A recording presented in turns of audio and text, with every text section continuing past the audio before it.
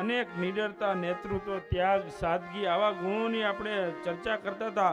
આજે મારે એક સરદારના જીવનમાં ત્યાગનું શું મહાત્મ્ય હતી એની વાત કરું તો જ્યારે ભારત આઝાદ થયું અને આઝાદ થયા પછી જે કંઈ સંગઠનો હતા એમાંથી 15માંથી એમ કહેવાય કે 13 કે 14 સંગઠનો એવું ઈચ્છતા કે સરદાર વડાપ્રધાન થાય બાપા.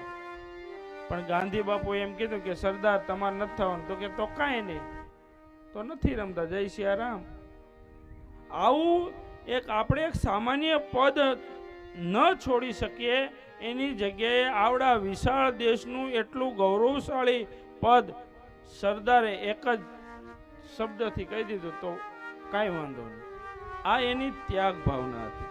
બીજા નંબરમાં સરદારે પોતાનું જતું કરી અને પોતાના ભાઈ વિઠ્ઠલભાઈને અભ્યાસ અર્થે વિદેશમાં મોકલા, એવી પણ એક પ્રસંગ છે. તો ત્યાં